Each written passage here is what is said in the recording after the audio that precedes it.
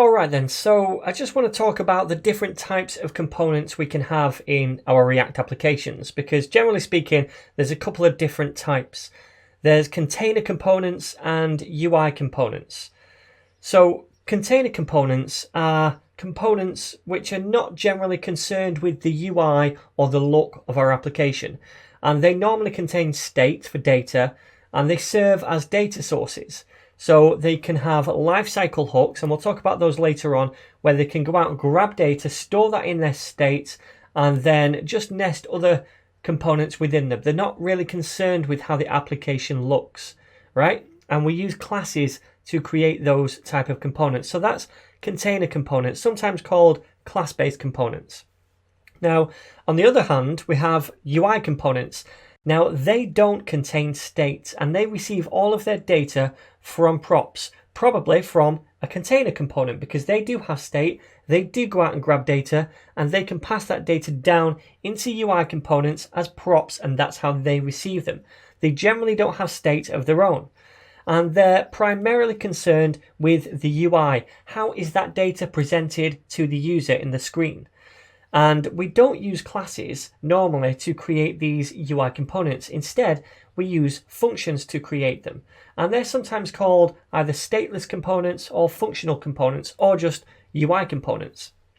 So for example, we could have an application which is very simple and it looks like this. We have our root component at the top called app.js, and that would be a container component. It contains these other components right here, and it may go out to a database via a lifecycle hook, grab some data, store that on its state inside this component, and then pass that data down as a prop maybe to this component.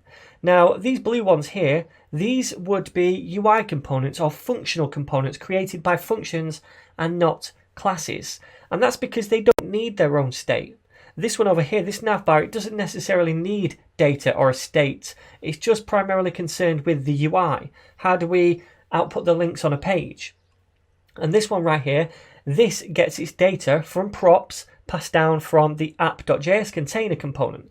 So this one here doesn't need a state, and it's just concerned with how that data is then output to the screen, how we cycle through it and list them out on the screen. Now we have another component nested inside this container component here, and this is a contact form. Now this could be a container component as well. We can nest containers inside containers, that's absolutely fine.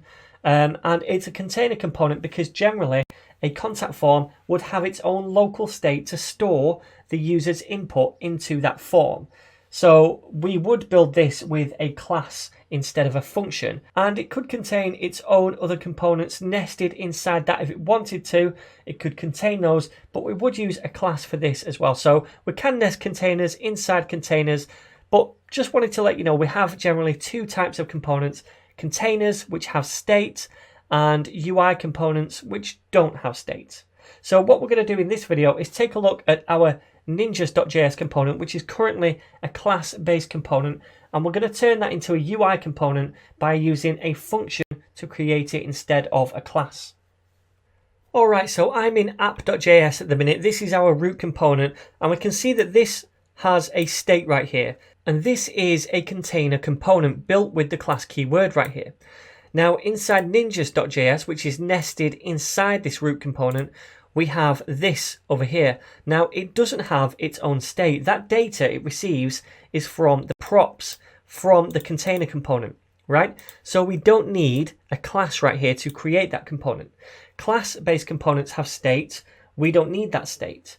So what we can do is turn this into a functional component because this is only primarily concerned with the UI. How is that data output? So that's what we're going to do now. So I can delete that class right here. Now we don't need that anymore. We're going to build a functional component, so we need a function instead. Now we're going to store that in a constant, and this constant is going to be called ninjas, and that's still what we're exporting. We're exporting the whole component right here, but this time it's equal to a function, and I'm going to use an arrow function like so. So we've opened it up, we're still closing it off down there. Now inside this function, we don't need the render method anymore. We don't have that. All we need to do is return some JSX at the bottom. So we can get rid of the render method. That's only for class-based components. We'll get rid of the closing tag right there, and scoot all this in a little bit. Okay, so that still works. That's fine. All right then, so that's all there is to it. We don't need this component thing up here anymore because we're not extending that class anymore, but we still need to import React. So if I save this and view it in a browser, let's see what happens. We get an error. And that error is basically saying that it cannot read the property ninjas of undefined. Now, where do we reference ninjas? Well, we do it right here. See, we're looking for ninjas of this.props. And when we use a functional component like this, we don't automatically get the props passed to it like we do inside a class-based component. What we have to do is take those props in as a parameter. So now we have those, and what we can do is access the props. And we don't have to say this.props because we're not referring to an instance of a class anymore. We just reference the props that we pass into that function as a parameter. So in class-based components, props automatically come and are attached to the instance of the component, and we reference them by saying this.props. But in functional components, we pass the props in as a parameter to that function. Then we can access them just by saying props. All right, so let's see if this works. We'll save it, view this in a browser, and we can see now it all works. So that there, my friend, that is a functional component. And we've done that because we don't need the state in it anymore. And by the way, if we tried to create a state in here, then it wouldn't be the same. We couldn't access this.state in here. That wouldn't work. We only use functional components when we don't need the state, and we're only primarily concerned with the UI, all right? Such as this component. I want to show you one more thing quickly.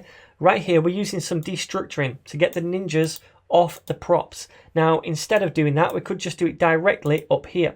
We have access to the props up here. All we want instead is to destructure the ninjas off it. So I could just say ninjas, like so, and then this down here is not needed because now we have the ninjas off the props. We're destructuring directly inside the brackets right here where we receive the props.